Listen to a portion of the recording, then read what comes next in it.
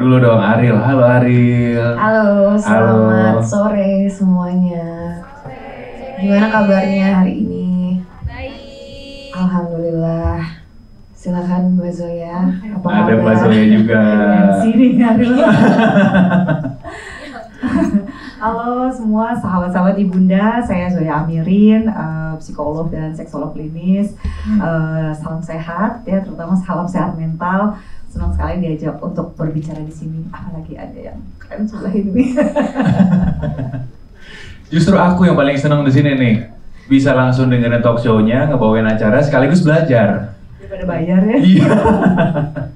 Nah, kita ngomongin tentang talk show hari ini. Jadi talk show hari ini adalah sesi 1000 cerita cinta. Ini adalah hubungan yang kita bakal ngobrolin tentang hubungan yang sehat. Itu tuh menentukan kesehatan mental dan juga psikologis seseorang. Hari ini kita akan mengupas segala hal tentang hubungan yang tidak sehat dan apa yang bisa kita lakukan tentang hal itu ya. Nah, seperti yang tadi dijelaskan gitu ya, nanti Mbak Zoya akan menjelaskan lebih lanjut apa yang kalau misalnya kejadian seperti ini kayak gimana. Nanti mungkin pengalamannya Kak Ariel juga boleh ceritain sedikit-sedikit gitu ya, biar kita semua bisa saling berbagi cerita ya. Oke, bagian pertama.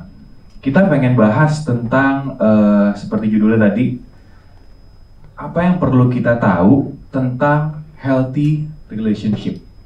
Semua orang tuh pasti kan pengen ya, punya hubungan yang sehat gitu ya kan. Cuma, kadang kita juga bingung, hubungan yang sehat tuh gimana ya kan? Sebelum ngomongin yang nggak sehat, kita mesti ngomongin yang sehat dulu. Yang sehat dulu aja. Biar jelas di batasannya gitu ya. Hubungan yang sehat itu satu, saya ya atau kalian semua itu bisa menjadi diri sendiri. I can be myself. Terus kita itu punya rasa nyaman. Cuman rasa nyaman harus hati-hati ya. Karena nyaman belum tentu cinta, tapi cinta udah pasti nyaman. Iya betul. Cinta emang kadang-kadang suka ada yang gak nyaman ya. Iya. Nah tapi ini kita cari cintanya yang nyaman nih gitu ya. Jadi karena banyak orang yang aku mau sama dia aja soalnya dia nyaman, tapi belum tentu cinta gitu. Jadi itu perlu diperhatikan kenyamanannya in terms of saya bisa jadi diri saya sendiri nih kalau sama dia. Kalau saya pengen jadi versi terbaik diri saya kalau saya sama orang ini. Dan di sini ada proses kayak misalnya nggak ada ya relationship yang sebaik apapun itu nggak pernah berantem, bohong sih. Ya, tapi dia oke. Iya dia udah mulai galau nih sebelum orang. Jadi di dalam healthy relationship itu juga ada kemampuan berantem yang sehat. Kemampuan berantem yang sehat. Buat pengantin baru penting loh. Wah, ini kan soalnya masa-masa perkenalan ya. Iya. Jadi jangan kalian GR dulu kalau misalnya di dalam relationship kalian tuh aku itu ya Kak Zoya aku nggak pernah berantem. Aku kayaknya khawatir dia jadi klien aku tuh kalau nggak pernah berantem. Ada apa? Karena semakin kita peduli sama orang, semakin kita tuh punya kecenderungan untuk argumentatif. Karena sama-sama ingin kayak membantu untuk menjadi lebih baik ya. Pengen protektif, kadang-kadang a little bit over. Kalau sayang itu kayaknya pengen gue mau jagain lu terus gitu. Ya nggak bisa jagain terus ya, namanya orang dewasa kan juga harus bertumbuh bersama kayak gitu-gitu. Jadi belajarlah berantem yang sehat gitu ya. Kayak misalnya salah satu teknik berantem yang sehat itu ada di teorinya Gottman.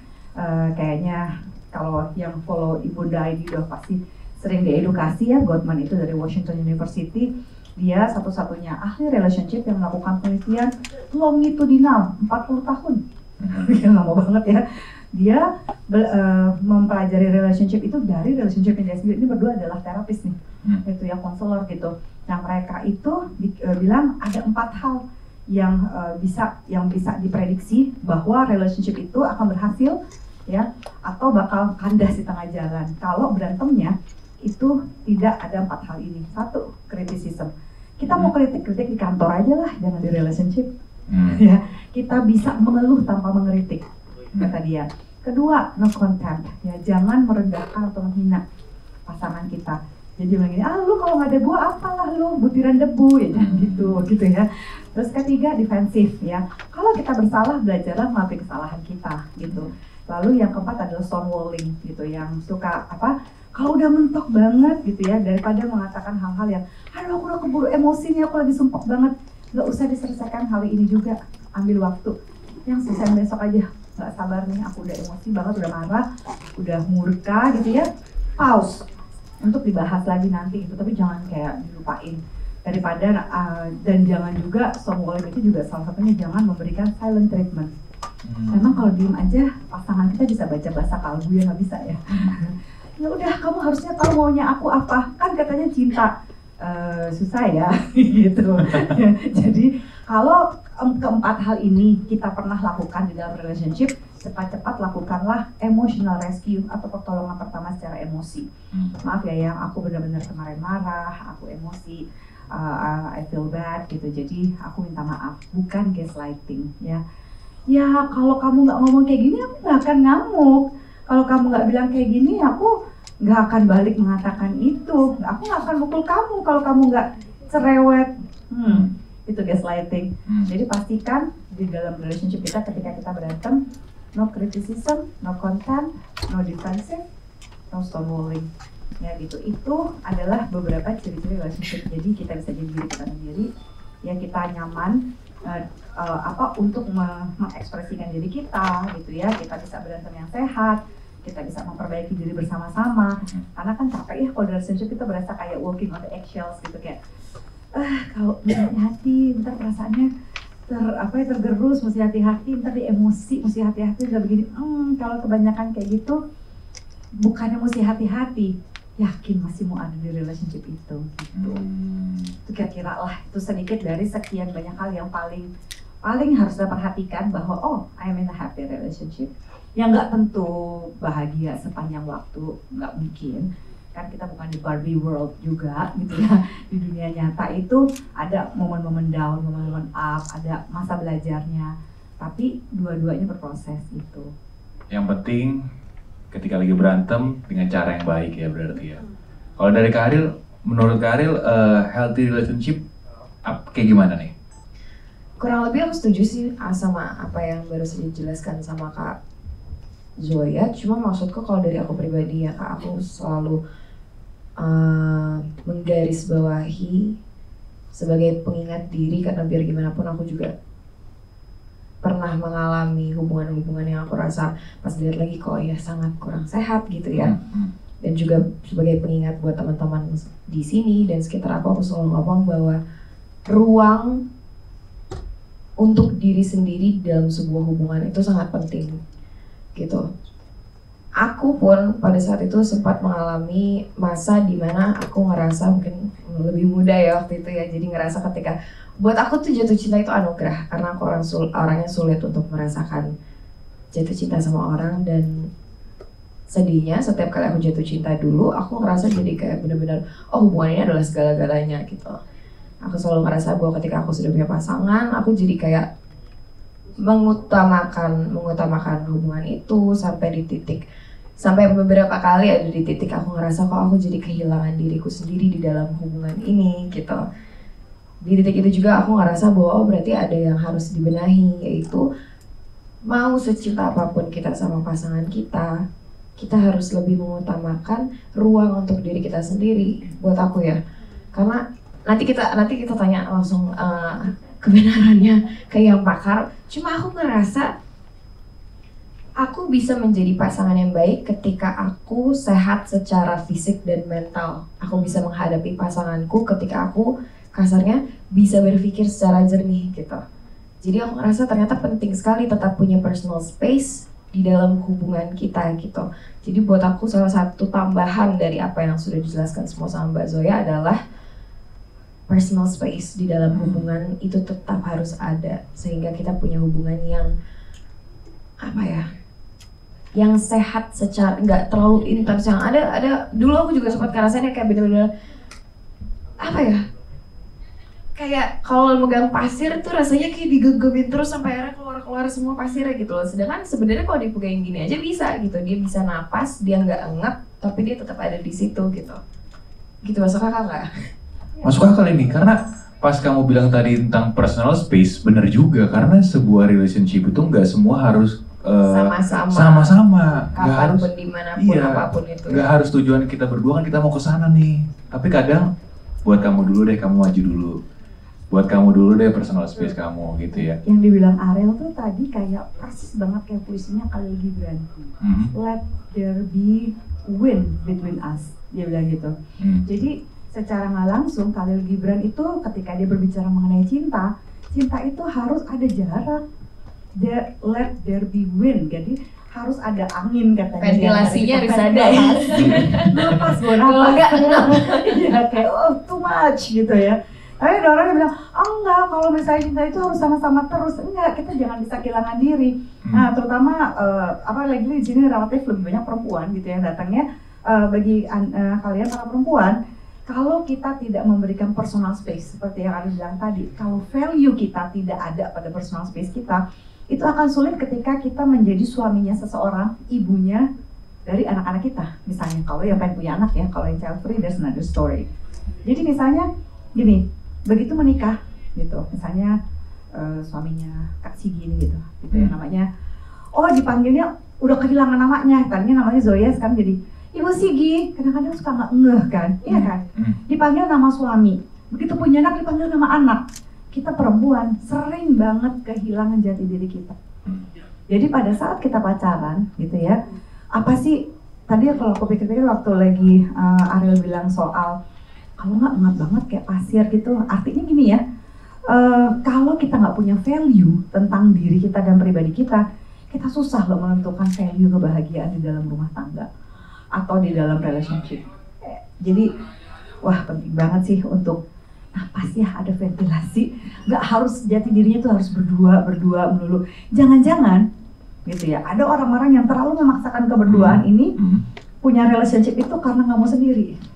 Bisa jadi itu ya. Iya, punya relationship karena gue pengen punya status. Nah gitu. Makanya nih, kalau tadi kan kita udah bilang ngobrolin tentang good relationship dan sebagainya, healthy relationship dan sebagainya. Tapi kita mungkin harus tahu kali ya, this one is toxic relationship.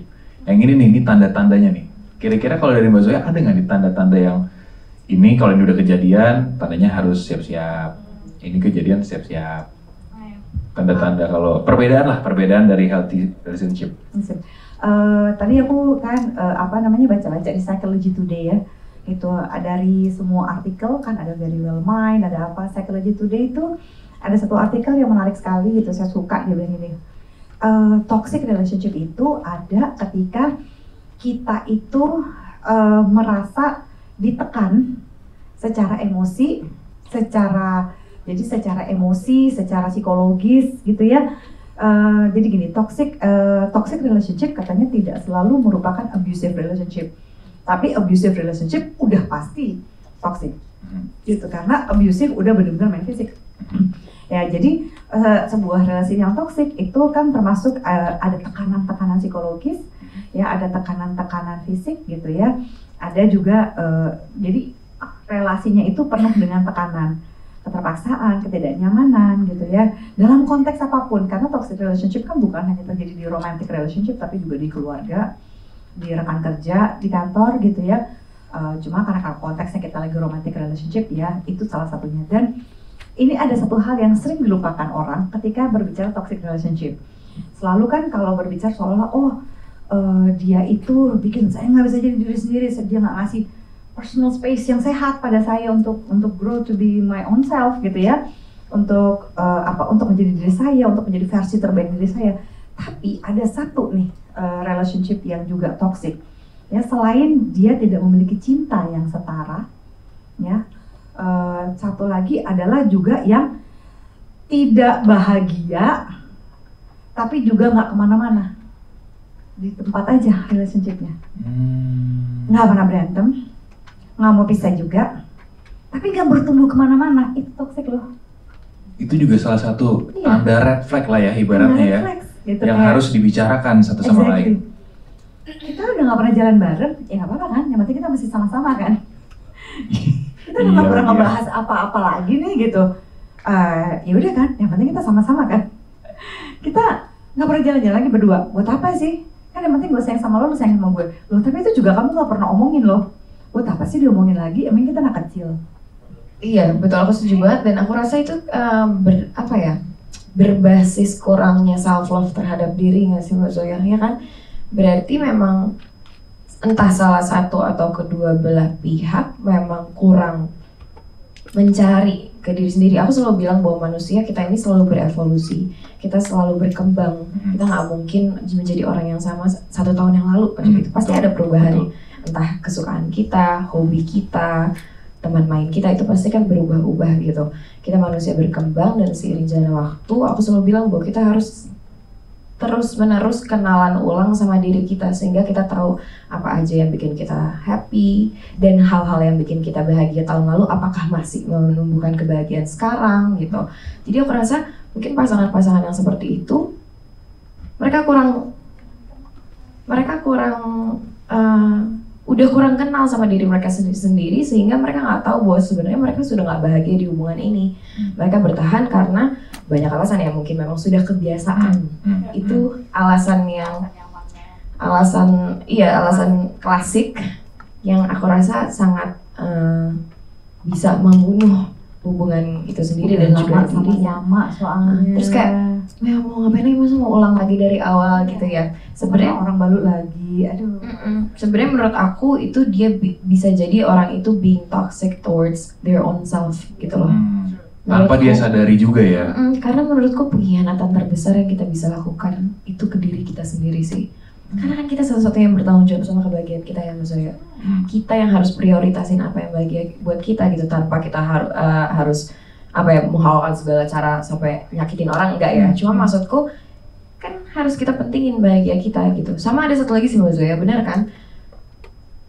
Ada beberapa pribadi yang memang ngerasa nggak mau bergerak dari hubungan toksik karena mereka mungkin terbiasa dengan pola seperti itu di hidupnya. Makanya nggak berani keluar. Bukan nggak berani keluar, sebenarnya mungkin beberapa tahu ada yang salah, cuma karena mungkin si pribadinya ini terbiasa berada di lingkungan yang tidak nyaman di hidup dia, mungkin bisa dari cara didikannya sejak dini, memang bukan di lingkungan yang penuh kedamaian, sehingga pas besar orang-orang seperti ini lebih mencari suasana atau hubungan yang familiar sama apa yang mereka rasakan ketika mereka kecil gitu.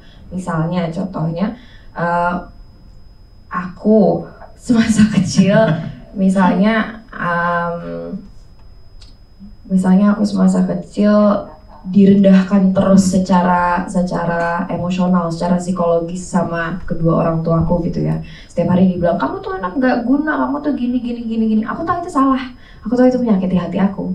Tapi nggak bisa dipungkiri bahwa hal itu seperti repeated cycle gitu kan. Itu sebuah pola yang bisa terus terjadi sepanjang hidup kita ketika kita nggak mau melepaskan diri dari pola itu. Nomor satu harus ada kesadaran bahwa pola apa yang hadir dari cara didik orang tua kita. Aku di sini nggak menyalahkan siapapun ya. Ini semua menurutku boleh kita agak mundur sedikit. Menurutku kayak kita juga nggak boleh victim blaming, nggak bisa blaming siapapun ya, kayak berarti ini semua apa yang terjadi di diri gue gara-gara orang tua gue salah. Jadi enggak. Maybe it's their first time. Maybe it's their first time having children, but it's definitely their first time being a human, gitu loh. True. Benar-benar. Mereka juga aku yakin siapapun itu yang ada andilnya dalam bagaimana kita sebagai pribadi itu tumbuh dan menjadi sekarang, itu pasti 100% mungkin kebanyakan gak ada yang berniat ya Mbak Zoya.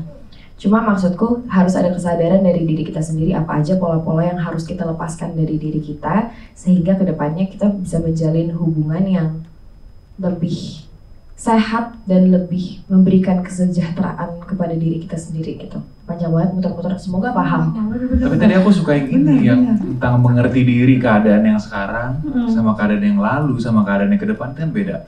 Di umur 25 mungkin kita happy-nya adalah traveling gitu ya kan. Di umur 30 mungkin happy-nya udah berubah. Ketika tahu, akhirnya bisa dikasih tahu ke pasangannya. Betul. Trauma bondingnya itu ada di situ.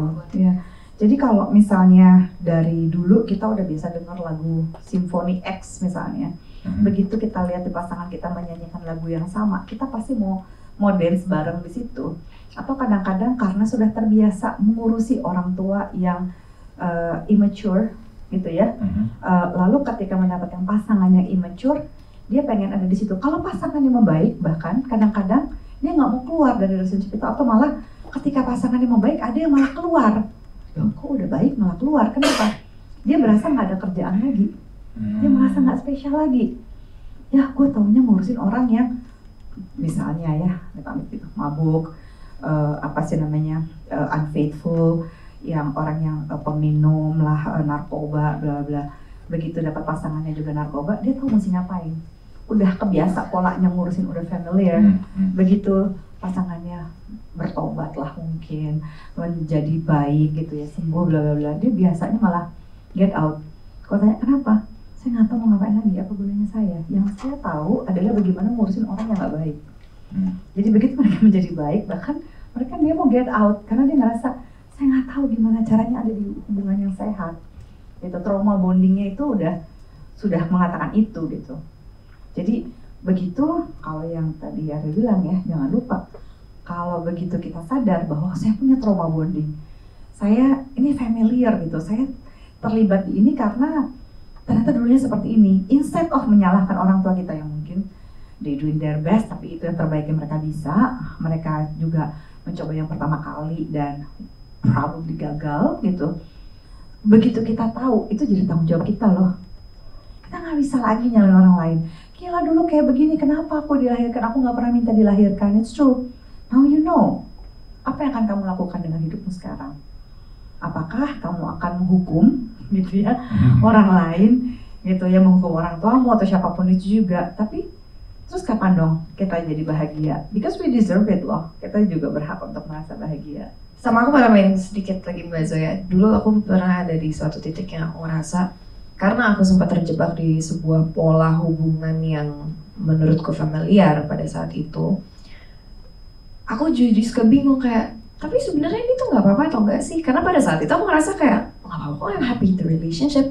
Walaupun kayak ada beberapa orang di sekitar aku yang ngerasa, kok kalian gitu sih? Kok lo sama mantan-mantan selalu seperti itu sih polanya? Ternyata salah satu cara paling mudah untuk kita bisa sadar ya bahwa sebenarnya yang kita lakukan itu kurang baik untuk diri kita walaupun kita nggak merasa demikian, itu aku waktu itu coba mengaplikasikan ke teman aku. Kalau teman aku yang ada di hubungan seperti itu, how would I react gitu. Karena terkadang kita ada di tengah-tengah, kita ada di dalam gelas yang berisi air, yaitu hidup kita sendiri. Kadang kita nggak bisa ngelihat secara jernih, apalagi kalau misalnya kita aduk-aduk terus gitu. Jadi kadang aku suka ngerasa kayak, coba kalau gelas sebelah kayak gitu, oh ternyata dia butek, harus diminum. Jadi baru aku bisa punya kesadaran bahwa, oh iya deh itu nggak sehat gitu. Kalau adik gue begitu gimana? Coba ya, kalau gue adik gitu gue ya? atau kakak gue yang digituin, atau coba kalau sahabat gue yang melakukan itu ya? Atau ada di situasi tersebut gitu. Dari situ aku jadi punya sebuah cara untuk mengindikasikan sesuatu yang kurang baik gitu di dalam sebuah hubungan. Karena sebenarnya pada saat itu ya, kalau misalnya aku coba ingat-ingat pada saat itu ketika aku masih di dalam sebuah hubungan yang kurang baik menurut aku kadang most of the time aku nggak sadar apa yang terjadi di hubungan itu. Karena sayang bahasanya ya kan?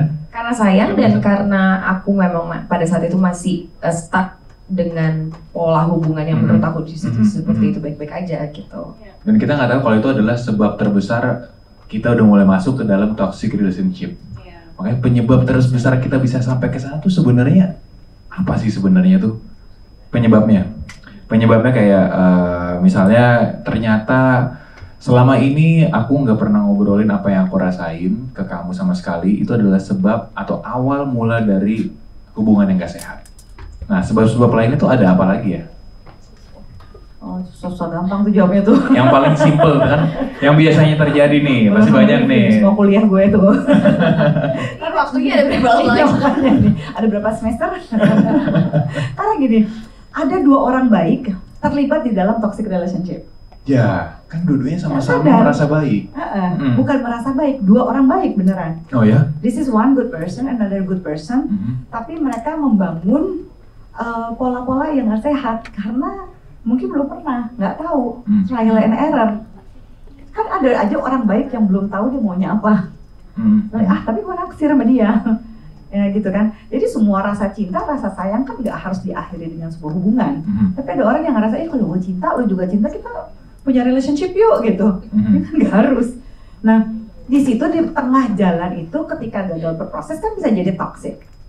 Ini dua orang baik, apalagi kalau salah satunya tidak baik gitu ya, lebih probability-nya lebih besar. Kayak misalnya mereka-mereka dengan gangguan kepribadian narsisistik.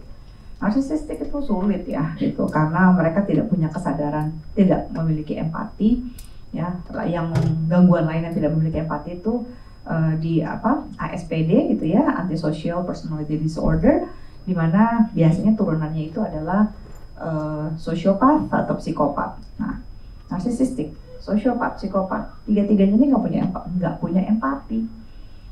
Nah, orang yang nggak punya empati menjalin relationship dengan orang lain tujuannya buat apa? Kan dia nggak ngerti cinta itu apa, berproses itu apa, empati itu apa, berkorban itu apa. Dia senang kan mendapatkan asupan itu dari orang lain yang lively, yang hidupnya menyenangkan, yang excited gitu. Dia tuh pengen ngambil itu gitu.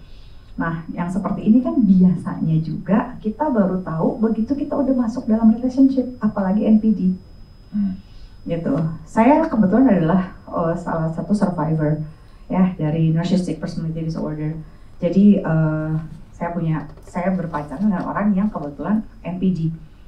Saya pada waktu itu gitu ya, kalau Ariel tadi bilang dia kesalahannya masih muda, saya udah nggak muda, udah jadi seksolog, lebih gila lagi kan, udah jadi psikolog gitu. Tapi selama ini itu kan sekitar 10-12 tahun lalu, di mana belum ada edukasi yang cukup banyak tentang NPD. Saya udah jadi psikolog. Tapi itu kan adalah pada waktu saya kuliah dulu masih DSM 4 TR ya, sekarang udah DSM 5. DSM itu adalah buku panduan diagnosis. Waktu saya lihat buku itu, ya saya tahu, oh ini ya ciri-cirinya, prakteknya enggak. Sampai udah ngejar relationship. Tapi saya bersyukur saya jadi psikolog, karena kalau saya termasuk yang paling cepat keluar dari situ. Saya cuma kayak 10 bulan, tapi rasanya kayak gila, kayak neraka 10 tahun sih. Oh iya? Dan pacarannya 10 bulan, di terornya 6 tahun, jangan sedih. Setelah selesai masih berlanjut? Oh my god, sumpah capek banget.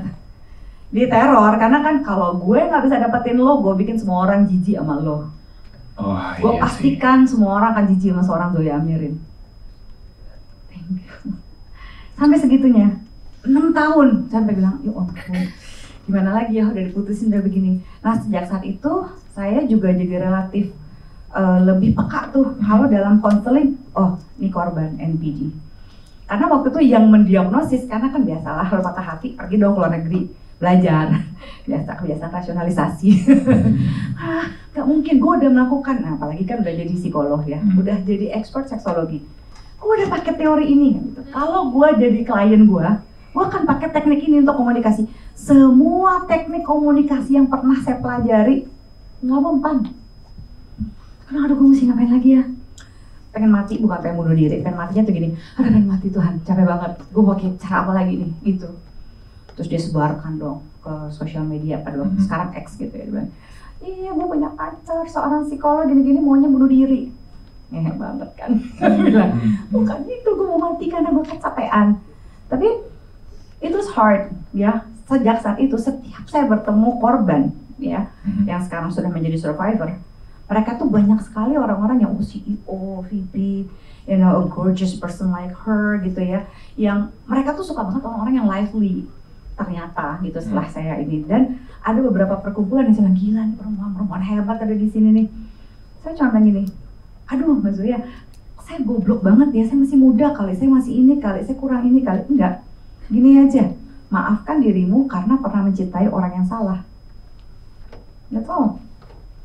Pada saat itu Mbak Zoya akhirnya bisa lepas dari situ karena bisa itu? Lepas dari situ, waduh itu pas dari seluruh teori ya? Dari seluruh teori, jadi pas lagi get out situ, oke, sekarang gini deh, gitu ya. Gue happy gak sama dia? Sebenarnya enggak loh, gue capek loh. Harus kayak ngejagain dia terus, kayak punya pasien rawat jalan, tau gak di rumah? gitu kan ya, capek banget kan, gitu kayak 24 jam berarti ya, gitu kan ya, gue nggak tahu ngapain lagi, semuanya gaslightingnya terlalu banyak gitu ya, gue sampai udah kehabisan akal gitu, mau bahas model teori mau apa, semuanya tuh dibantah sama dia dan bisa dibalikin, sampai satu sisi, gue segini amat sih, pada waktu itu I'm 36 gitu ya, 36 tahun hidup gue, ini bahkan waktu itu mentor gue sendiri begini, so ya 36 tahun, lu pernah kayak begini nggak? Nggak pernah dong, bilang gitu. Aku nggak pernah loh Prof kayak begini. Ya udah, kenapa lu ada di sini? Aduh tapi kayaknya gue jahat deh gue melakukan ini. Ya mungkin he deserve it. Dengan santainya maksud gue bilang gitu. Tapi dia sendiri bilang ini apa ya Zoe? Gue nggak tahu nih. Begitu saya lagi pergi ke luar negeri, curhat dong sama profesor sana. Kenapa ya ini begini? It works in this way, but it didn't work this way. Terus akhirnya baru mereka dikasih tugas gitu ya, saya baru recognize. Darn, gue korban NPD man, dikasih tugas di sana karena begini, Prof kenapa sih, why did you just tell me that I'm gitu ya, my partner is narcissistic? Nggak mau, karena kamu harus belajar sendiri, kalau saya kasih tahu kamu akan ngeyel, akan rasionalisasi. Saya bilang oh gitu, jadi ketika kita sudah ada di dalam relationship itu, kita mesti bener-bener tahu bahwa seberapa capeknya kamu, apa aja yang udah kamu lakukan yang terbaik di situ. Kalau itu nggak berhasil juga, ya keluar aja. Jangan pernah jatuh cinta sama ekspektasi dan kemungkinan. Teori kemungkinannya paling kenceng. Tapi sama potensinya dia berpotensi loh untuk jadi baik. Buktinya dia pernah gini. Oke, dari 10 bulan relationship, Zoya, berapa kali, dalam berapa bulan dia baik sama lu? 1 bulan sih, sebulan pertama. 9 berarti enggak kan? Oh iya ya, gitu. Ngomong sama diri sendiri kayak begitu. Oh iya ya, gue selalu berharap dia bulan pertama yang gue temui itu dia yang kayak begitu. Tapi dia udah nggak ada lagi nih, yang ada nih si monster ini nih 9 bulan. Ya udah dong, kenapa lu nggak mau ngeliat yang 9 bulan? Karena kortisol di tubuh aku itu sama kayak orang narkoba yang di withdraw. Dia nggak ngasih. Udah deh, jangan deh daripada lu sakit, gue ingetin lu kebaikan-kebaikannya dia doang ya. Oke, boleh gue ingetin, tapi kebaikannya dia itu cuma sebulan Zoe, dari 10 bulan relationship. Tepuk tangan dong buat Mbak Zoya ya. You survive. Ini salah satu yang menurut aku ya Ril ya, susah loh untuk bisa keluar dari sini kan. Apalagi udah keluar aja masih. Jadi emang harus ada tanda red flag jelas ya. Kalau udah membawa narsistik tuh ya, wah udah deh. Kadang-kadang nggak ketahuan sebelum relationship. Jadi bagi kamu yang udah sana, pertama jangan nyalahin diri deh. Oke. Begitu sadar dia NPD gitu ya, get out. Beneran get out. Jangan sampai yang lain yang sulit itu adalah udah punya anak dulu gitu, udah nikah, udah panjang, wah itu repot. Ariel ada tanggapan tentang case NPD ini? Salah satu yang menurutku ya kayaknya jangan sampai kejadian ya ke kita semua ya, jangan sampai kita kejadian ketemu yang gini. Cuma maksudnya aku setuju banget sih, aku mau underline yang barusan Mbak Zoya omongin bahwa jangan salahin diri sendiri. Karena kita selalu punya kecenderungan seperti itu ya, kayak aduh gue udah kayak gini-gini. Iya jangan sih, menurutku kayak punya keberanian untuk pergi meninggalkan suatu hubungan atau situasi yang menyabotase kebahagiaan diri kita sendiri, itu adalah hal yang paling patut kalian banggakan sih. Instead of staying in an abusive, apalagi toxic relationship gitu loh. Punya pasangan menurutku tuh harus menambah kebahagiaan dan kesejahteraan sih. Betul. Terutama kalau misalnya kita udah belajar untuk membahagiakan diri sendiri ya. Kalau kita sudah bersyukur, sudah nyaman, sudah senang sama diri kita sendiri dan hidup kita, justru malah kita akan lebih peka sama orang-orang atau situasi yang mengganggu kedamaian hati dan pikiran kita gitu loh. Betul. Aku selalu ngomong bahwa aku akan selalu memprioritaskan kebahagiaan dan kewarasanku dibanding siapapun dan apapun itu. And I think that's something that I need to remind all of you guys. Your sanity over anything else. So true. Tepuk tangan dong buat Ariel. Itu bener banget. Dan salah satu yang aku encourage istriku ya.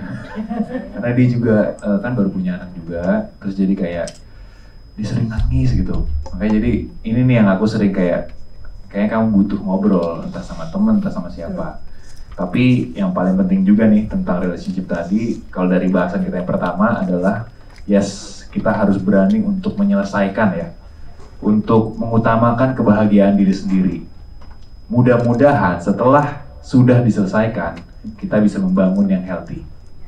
Nah, sekarang kita bahasannya berubah nih ya. Tadi kan kita udah bahas tentang tanda-tandanya yang mungkin harus dihindari lah ya. Nah, sekarang kita masuk ke sesi kedua di mana kita akan coba cari cara gitu ya. Cari cara untuk bisa membangun hubungan yang sehat dan juga pastinya seperti tadi Ari bilang menyenangkan untuk satu sama lain.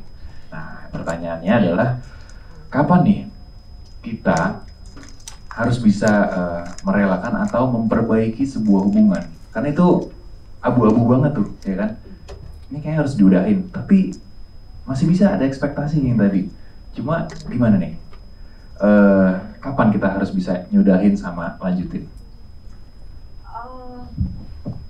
Sudah pertanyaannya kan ini harus dijawab dengan jujur gitu ya. Satu adalah pertama kamu harus punya boundaries dulu, batasan ya. Dan sudah berapa kali batasanmu itu dilanggar oleh dia? Satu. Kedua, apakah kamu bahagia? Gitu ya. Sesederhana dan sesulit itu gitu. Apakah saya bahagia? Apakah ya saya punya mimpi, yang mimpi kita bisa berubah, nggak apa-apa. Apakah dia mensupport mimpi saya? Gitu. Kadang-kadang justru kita matiin mimpi kita, ya. Baik kita mampin untuk dia atau kita matiin sendiri karena susah deh kalau aku terusin mimpiku, nanti kita nggak bahagia, nanti kita nggak gini. Tapi kenyamanan kita untuk mendiskusikan mimpi kita sama dia itu penting.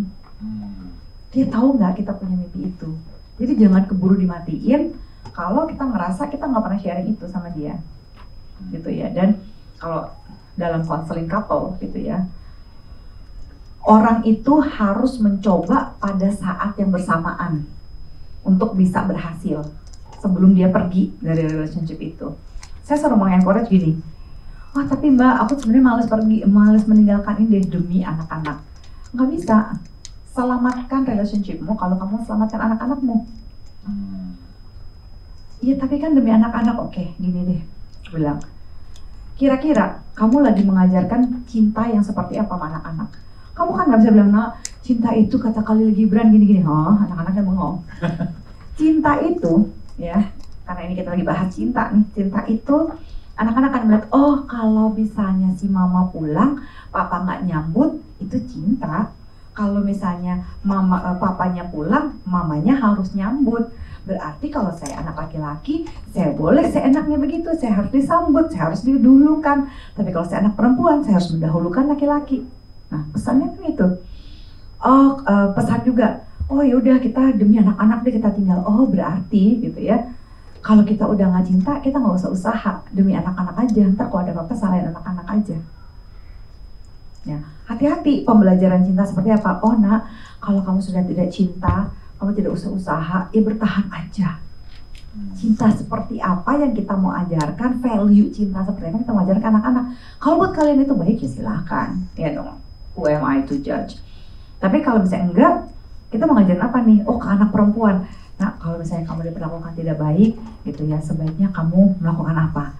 Nah kalau kamu diperlakukan seperti ini sebagai laki-laki, harusnya gimana? Jadi kembali lagi di situ ya, kalau misalnya kayak tadi yang Ariel bilang tuh bagus, kalau anak gue diginiin di relationshipnya dia, rela nggak aku? Kalau ya anakku diginiin sama suaminya, sama istrinya, mau nggak? Itu bisa jadi patokan sih ya, untuk menyudahi atau mau melanjutkan. Kalau aduh gue nggak rela anak gue punya pernikahan kayak gue nggak rela nih anak laki-lakiku begini, anak perempuanku begini. Nah kenapa kamu rela? Ya gimana ya Mbak Zoya udah 20 tahun sama-sama misalnya. Itu sama punya status. Biar ada aja gitu ibaratnya ya. Soalnya kan susah kalau mau cerai, apalagi perempuan, tadi katain janda, aduh banyak banget. Ya, tapi kalau laki-laki, aduh ntar aku disangka gagal, aku nggak mau. Tapi kan? kalau ini ya, kalau misalnya ternyata kita sudah tahu nih Yeah. harus diudahin dan sebagainya, atau mungkin oke kita nggak mau udahin, Yeah. setidaknya mereka kan mencoba untuk memperbaiki, ya kan? Nah, Doing your dalam best. hal memperbaiki, apa aja nih yang harus kita perhatiin? Satu, konseling, Mhm. ya kan? Yang kedua, dalam konseling kan harus bikin PR berdua, niat ya. Terus yang harus diperhatikan juga dalam dalam memperbaiki, apakah tema berantemnya selalu sama? Hmm. Berarti lu nggak maju. Hmm. Berantem soal itu lagi. Ini kenapa piring warnanya biru? Ini berantemin piring biru melulu. Perhatiin temanya berantemnya apa. Kalau tema berantemnya sama, berarti you going nowhere. Oke. Kalau tema berantemnya berbeda-beda, oke. Tapi kalau tema berantemnya juga terlalu banyak banget ya ketidakcocokannya. Oh. Value kalian masih sama nggak? Gitu. Jadi kalau value-nya udah nggak sama, udah juga nggak mau mencoba, ya. Udah mencoba yang terbaik, tapi nggak berhasil juga, ya udah sih. Di situ You mungkin. have to do your best. Karena kalau cerai pun, itu ya, kalau misalnya menikah dan bercerai, kan tetap harus jadi orang tuanya anak-anak ya. Jadi you have to work things out. Tapi kalau misalnya putus, gitu ya, ya juga gitu. Nah kalau putus dengan yang toxic, hati-hati putusnya kalau bisa di tempat yang agak publik, menghindari dari abusive ya, dari hal-hal yang tidak diinginkan Oh, iya. gitu. Benar juga ya. Karena Jadi jangan putus berduaan, apalagi kalau tahu orangnya toxic dan punya kecenderungan agresif gitu ya. Putusnya di tempat ramai aja. Seenggaknya mau drama-drama, tapi nyawa kita baik-baik aja, karena we never know. True. Careful. Jangan sampai kejadian ya berarti ya. Amit-amit. Sampai kita semua Amit. jangan sampai kejadian. Oke, tadi kan udah bahas tentang kayak bagaimana cara memperbaikinya, dan ini akan menjadi proses apa ya? Proses paling susah nih. Gak bisa diperbaiki, kita lepas. Proses melepas pun untuk merelakan sebuah hubungan itu juga hal yang sulit sebenarnya kan. Makanya nih, pertanyaannya kalau dari Ariel dulu nih ya, pernah nggak punya pengalaman melepas seseorang terus kayak susah banget sampai akhirnya oh ini cara terbaik? Ada tips and trick nggak nih untuk bisa merelakan sebuah hubungan?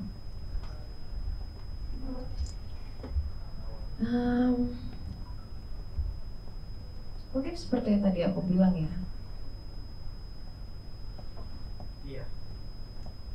Dari pengalamanku, yang membantu menguatkan aku untuk mengambil sebuah langkah sulit dalam mengakhiri hubungan. Kalau dalam pengalamanku sebenarnya, wah ini personal sekali, tiba-tiba aku sama kalian semua. Aku baru saja harus melepaskan sebuah hubungan yang sudah bertahun-tahun lamanya karena aku baru sadar bahwa ternyata kita sudah tidak lagi cocok secara value di dalam hidup. Jadi salah satu yang menguatkan aku dalam mengambil langkah tersebut adalah aku coba duduk sama diriku dan aku dengerin betul-betul apa yang ada di hati aku.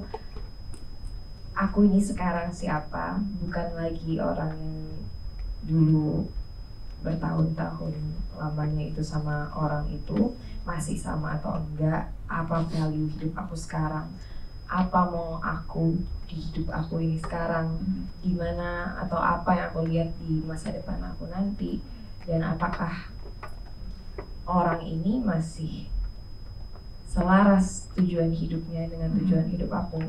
Dan di titik aku sadar bahwa oh ternyata kita sudah lama sekali grow apart, kita sudah lama sekali, aku mau ke kiri, dia mau ke kanan, tapi kita berdua sama-sama mempertahankan hubungan itu hanya karena oh we've known each other since we were kids, we grew up together.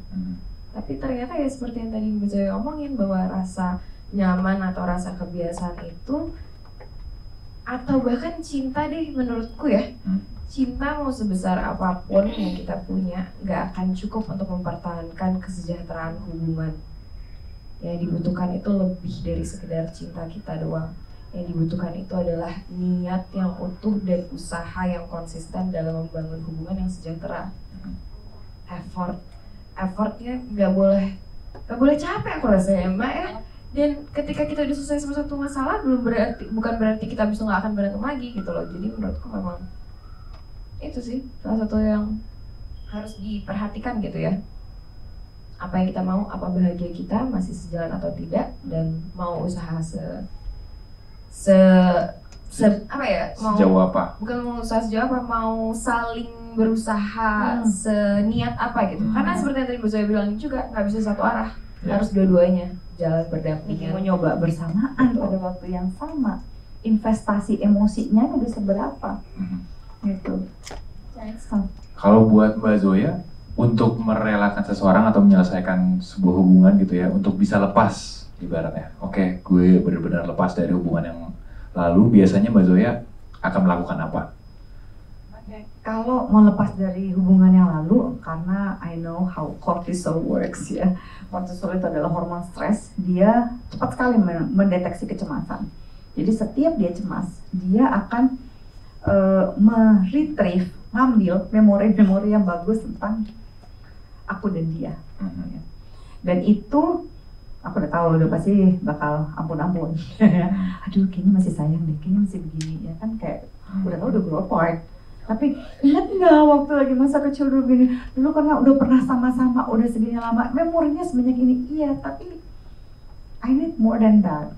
Kita mesti mengingatkan lagi dan lagi dan lagi. Pada saat si memori baik itu muncul, ingatkan lagi alasan kenapa kita berpisah.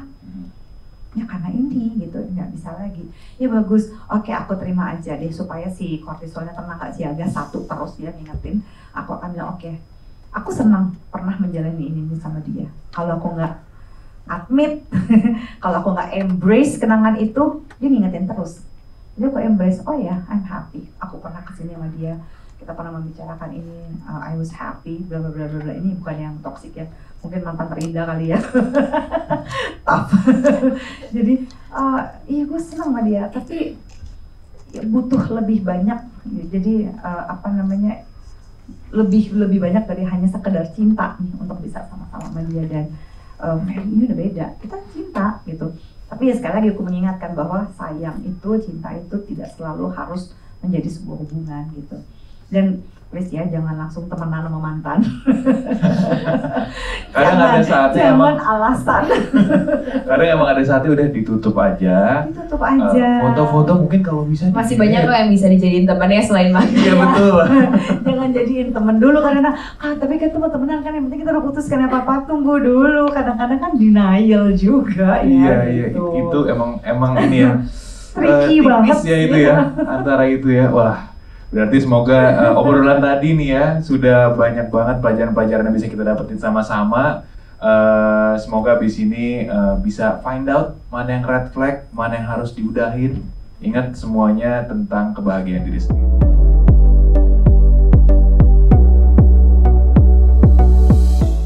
Perkenalkan, nama saya Zargif. Tadi ada hal yang menarik yang disampaikan sama Ariel Tatum tentang personal space ya. Jadi boleh cerita sedikit ya, mungkin ya, cerita sedikit. Jadi pas tahun 2015 gitu ya, 2018 bulan April itu saya sempat bikin nulis blog gitu ya, itu cerita tentang Dr. Teso. Namanya ada salah satu karakter komik. Jadi si Dr. Teso ini punya murid namanya Kiri. Nah, Kiri ini dia pacar yang posesif. Jadi dia punya pacar yang posesif namanya Tamada. Nah, si Kiri ini dia senang sekali sama burung. Menurut Kiri, burung ini adalah hewan yang setia dibandingkan mamalia yang 97% satu jantan banyak betina. Nah, kebetulan juga Dr. Teso kala itu sedang mengurus tentang hewan burung kagu. Namanya burung kagu, salah satu burung endemik Jepang. Jadi burung itu udah nikah, menyebabkan telurnya pecah, dia terpecah. Setelah diselidiki kenapa si telur ini pecah, karena sebenarnya si burung kagu ini di kehidupan nyatanya dia seharusnya ada di alam liar, alam yang bebas, sehingga dia hanya boleh, biasanya hanya bertemu satu kali sehari. Nah, jadi yang ingin saya sampaikan tadi gitu ya, kadang-kadang memang benar kita butuh personal space. Jadi ada kata-kata yang menarik dari Dr. Teso pada akhirnya, Kiri dia bilang, berdua dengan orang yang kita sayangi memang menyenangkan. Tapi bukankah yang namanya cinta itu tumbuh ketika kita tidak sedang bersama? Masih kata Dr. Teso lagi, dengan begitu kita jadi berpikir, dia sedang apa ya? Dan merasa sedih tanpa kehadirannya. Perasaan seperti itu yang menumbuhkan cinta. Jadi memang personal space itu penting, saya setuju sekali dengan yang disampaikan Kak Tatum. Jadi mungkin ya tetap kita butuh ruang untuk berkembang dan butuh pasangan yang mengerti kondisi kita sama lain sehingga kita jadi tumbuh bersama. Kan yang namanya burung sebebas apapun terbang, balik lagi ke kandang ya Karel ya. Dalam rumah maksudnya gitu. Mungkin saya cuma pengen nanggepin aja soalnya tadi kata-katanya Kak Ariel bagus sekali dan mengingatkan saya pada memori tentang tulisan saya tahun 2015. Thank you Kak Ariel. Terima kasih Zari. Terima kasih jawabannya. Seru juga tadi ya analoginya ya. Oke, pertanyaan selanjutnya. Tadi ada yang angkat tangan kalau nggak salah, satu lagi. Ah ya, yang pakai topi putih. Iya. Dengan siapa? Aku berdiri ya Kak. Berdiri duduk Bebas boleh, kalau kamu bebas duduk, senyamannya mau aja ya. nggak apa-apa. Oke. Terima kasih Kak Ariel, Mbak Zoya dan Masnya. Di sini aku mungkin mau tanya tentang teori attachment style. Kalau misalnya Mbak Zoya pernah dengar, mungkin boleh di-sharing aja ya, gimana sih bisa raise awareness tentang misalnya ketika kita sendiri memiliki insecure attachment style gitu Kak, yang bisa ke-trigger ketika ada beberapa kondisi-kondisi tertentu yang bisa nge-trigger itu, dan kira-kira jika kita punya insecure attachment style gitu, cara nge-handle-nya gimana ya yang paling gampang? Thank you. Ini juga pertanyaan satu semester nih ya. Jadi gini, nggak usah terlalu terlalu detail di teori gitu ya, karena kalau kita pergi ke internet dan kita membaca teori, kita biasanya suka melakukan self-diagnose, which is bad. Jadi kalau mau pergi konseling dan mendiskusikan attachment style gitu, saya lebih sarankan gitu ya, bisa cari di Ibunda tentunya. Yang kedua gini aja, apa yang saya nyaman dan tidak nyaman dari orang tua saya, ya, atau dengan caregiver saya selama saya bertumbuh. Nah, kenyamanan dan ketidaknyamanan itu biasanya akan menjadi magnet, ya, atau menjadi hal yang membuat kita melepaskan diri dari sebuah relationship. Itu aja, karena itu adalah attachment gitu ya. Misalnya, oh saya tuh sebenarnya suka banget loh dulu ketika misalnya ngeliat ketika saya sedih, saya dipeluk sama ayah saya gitu. Oh jadi ketika saya sedih, saya ternyata juga punya kenyamanan, saya juga mencari kenyamanan yang sama di pasangan saya misalnya. Itu didiskusikan dengan pasangan, misalnya aku ingat ya waktu kecil tuh aku pernah sedih banget, terus digendong sama papa, terus dia bilang udah kalau mau nangis nangisin aja, tapi habis udah nangis udah ya, karena artinya dia mengamini saya boleh sedih kan gitu. Nah kita juga usaha mendiskusikan cerita-cerita seperti itu dengan pasangan kita, karena itu adalah attachment style in practice. Karena kalau sama teori berbeda, saya aja udah tahu teorinya tetap aja masuk dalam toxic relationship gitu, NPD, and it was like very hurtful, right? It was like gitu. Nah jadi jangan stuck di situ, karena kadang-kadang teori is just a theory yang kayak ini apa ya gitu. Saya tahu sih by the book, saya tahu gila anak UI ya kan. Kayak oke, ini begini. Praktis itu lebih penting. Kenapa? Kita jadi jujur sama diri sendiri. Oh iya ya, ternyata lu sama gue sama, itu aja analisanya. Ternyata kok kalau kamu dibentak, kok kamu sampai sesensi itu, aku dibentak nggak apa-apa. Dulu kamu kalau dibentak sama orang tua kamu gimana? Iya kita biasa aja, karena udah sering dibentak-bentak orang tua aku, cara ngomongnya begitu. Karena dia dari suku X gitu misalnya. Oh kamu sukunya Y ya, yang dimana orang tuanya kalau ngomong, iya dalam, kenapa masnya gitu, kenapa mbak, ini gini. Jadi kalau dibentak sedikit kita jadi tense, itu attachment style. Jadi belajar dari yang kayak gitu dengan pasangan, itu juga akan lebih menjalin relationship yang lebih hangat, lebih erat, karena kita mau vulnerable. Saya percaya cinta itu adalah ketika kita merasa vulnerable and safe at the same time. Jadi oke, aku mau nih menjalin cinta sama kamu. Artinya, kamu siap nggak untuk vulnerable sama aku? Taunya dari mana? Dari berbagi cerita kayak gini. Nyaman gak ya gue cerita hal-hal yang tentang masa kecil, tentang hal yang bikin gue nangis, hal yang bikin gue marah, hal yang bikin gue sedih, hal yang bikin gue happy. Kayak gitu kira-kira. Thank you. Kamu siapa namanya by the way tadi belum dikenal? Nama aku Fred, Kak. Fred. Ya. Terima kasih sudah tanya Fred. Kalau misalnya aku setuju sih sama Mbak Zoya untuk hal-hal seperti itu. Aku selalu encourage teman-teman untuk ketika ada pertanyaan yang udah sekiranya nggak bisa dibendung, jangan cari-cari di Google guys. Please do not go look through Google karena kita selalu punya kecenderungan untuk self diagnose dan kita jadi ngerasa kayak gue gini, oh ya udah berarti gue gini aja. Enggak, berarti banyak orang-orang seperti Mbak Zoya yang sudah belajar bertahun-tahun, bahkan ada banyak yang berpuluhan tahun untuk menangani kasus-kasus seperti ini gitu loh. Apapun itu yang kalian rasakan, jadi tolong jangan dicari-cari tahu sendiri, jangan diamin-amini sendiri, cari bantuan profesional, nggak boleh malu untuk berkembang sebagai manusia. Kalau teman-teman mau cobain konseling sama ibunda.id, kebetulan aku sama ibunda itu sudah 3 tahun ya, jalan 3 tahun kami kerjasama. Setiap bulan kami bagi-bagi voucher konseling gratis dengan pihak profesional. Jadi untuk teman-teman yang pengen cobain konseling mau online atau mau offline, datang langsung ke rumahnya ibunda yang benar-benar nggak berasa sama sekali konseling kaku, atau mau video call atau mau via call, bisa kalian ikutin di highlights Instagram aku ya. Say no to self-diagnosing. Jangan sampai melabeli sendiri ya. Jangan pilih-pilih Ya. diagnosa. Kayaknya gue gini deh, kayaknya lo gini deh. Gue ini aja deh kayaknya lebih cocok. Nyari yang paling nyaman aja ya. Perkenalkan, nama aku Intan. Appreciate banget pertama kali aku ikut acara ini. Kemudian aku pengen menanggapi sih sedikit, menanggapi dan juga bertanya. Tadi aku tertarik dengan trauma bonding. Kebetulan sedikit relate dengan itu karena mungkin datang dari keluarga yang grew up dari almarhum papa yang agak diktator. Kemudian sekarang menjalani hubungan yang kebetulan pasangannya juga ke arah sana. Nah, ada satu tema problem yang tadi Mbak Zoya sempat mention yang sudah repetitif nih gitu. Cuma karena terlalu personal mungkin aku nggak bisa sebutkan. Ada tema problem yang sudah repetitif. Mungkin practical ways-nya kebetulan sudah menjalani hubungan ini 4 tahunan.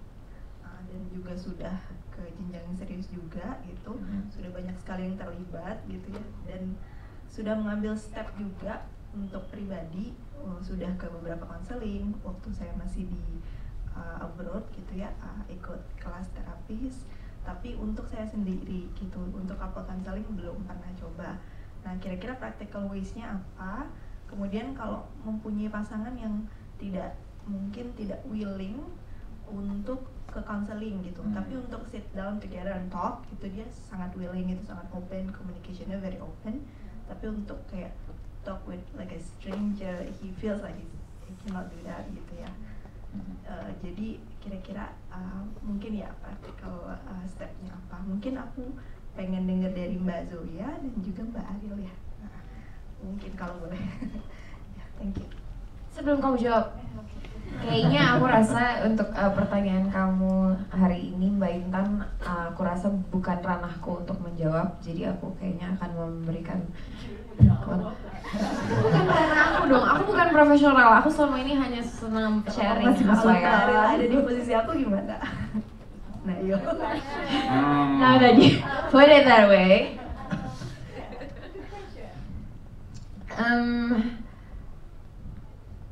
Aku pertama kali banget datang cari bantuan profesional itu ketika aku usia 13 tahun, dibawa sama orang tuaku, dan sejak saat itu aku sangat aktif melakukan segala upaya untuk menjadi diri yang lebih baik lagi.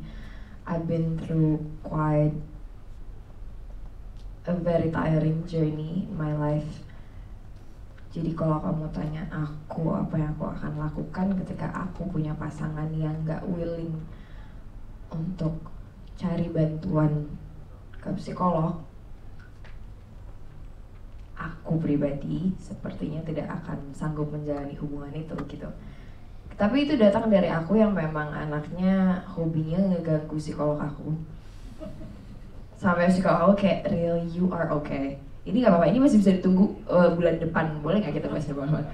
Gak bisa, aku kayaknya gini deh mbak, aku bener-bener, I've been with this Mbak Liza Marieli namanya. Beliau memang udah jadi psikolog aku udah 6 tahun. Serius? Oh gitu, iya sama Mbak Liza. Mbak Liza kayak capek banget. Aku anaknya, I'm very Capek banget ngirim cerita kamu ya. Soalnya aku dikit-dikit kayak sorry.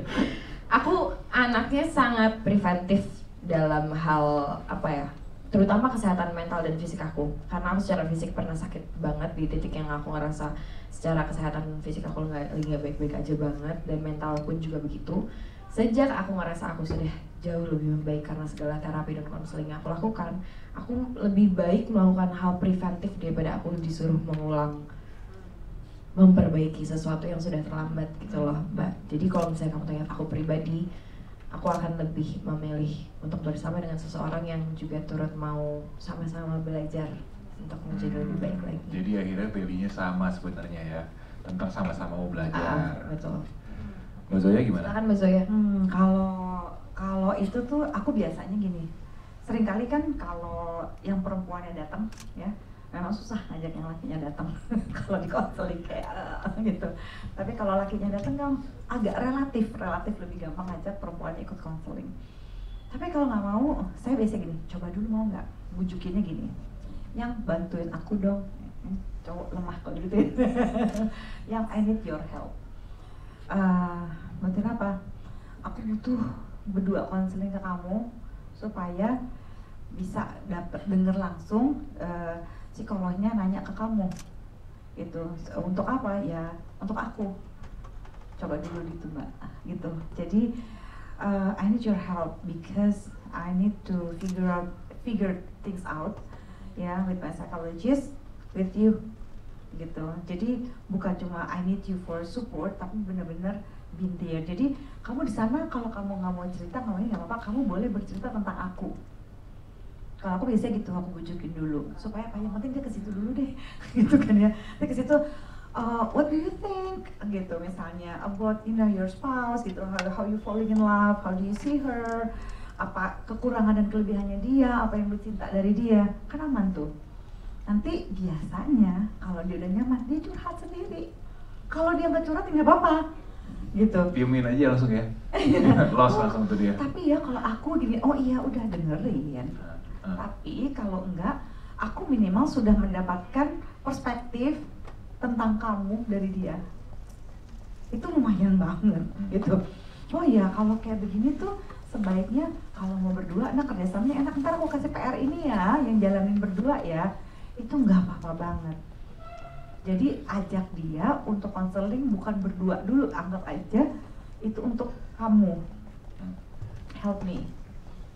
Gitu ya, I need you. Gitu. Bilang I need, emang bener sih mau butuh dia ya gitu. Itu satu. Kali kedua, kekeh gitu ya. Udah pokoknya nggak mau. Pertanyaannya justru dari kamu.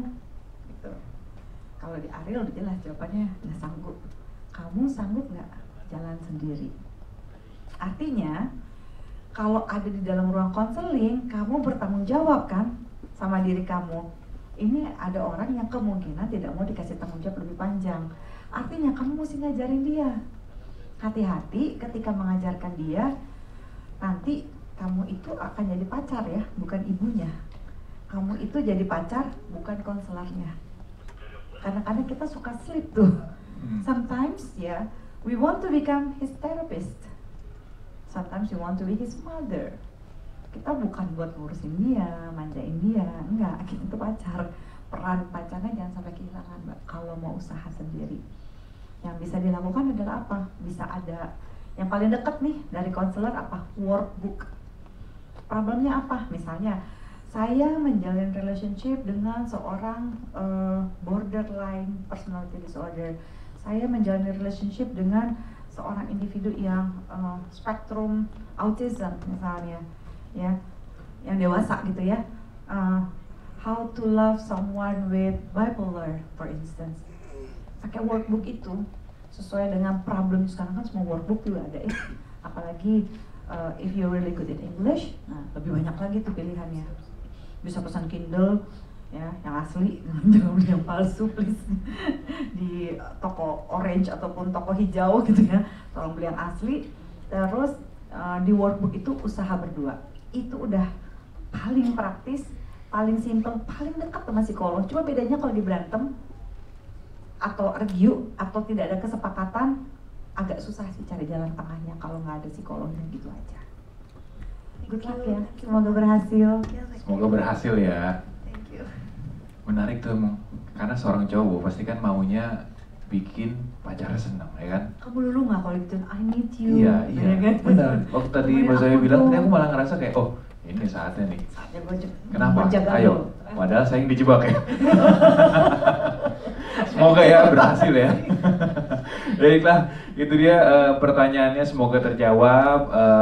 Semoga sesi hari ini juga membantu kita semua dalam menjalin hubungan yang sehat. Ada sedikit kata-kata terakhir mungkin sebelum kita menutup acaranya? Terima kasih atas kedatangannya. Aku selalu senang kalau misalnya seminar melihat teman-teman yang datang, karena menurutku dengan kehadiran kalian di sini itu udah menjadi sebuah langkah yang menunjukkan bahwa kalian ada niat untuk menjadi versi yang lebih baik lagi dari kalian kemarin.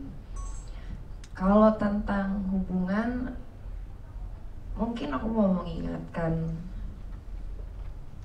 jangan mencari pasangan yang rela mati untuk kalian. Karena untuk mati itu mudah sekali. Jadi carilah pasangan yang mau hidup bersama kalian, yang mau minta maaf, yang mau belajar ulang dari awal, yang mau usaha terus-menerus, yang mau memperbaiki segala yang gak cocok untuk kalian demi kesejahteraan kalian berdua. Iya Itu dari aku. Silakan Mbak Zoya. True. Aku closing aja deh. Aku percaya bahwa cinta itu mencari cara, bukan mencari alasan. Wow, tepuk tangan sekali lagi yang paling meriah untuk kedua speaker kita hari ini.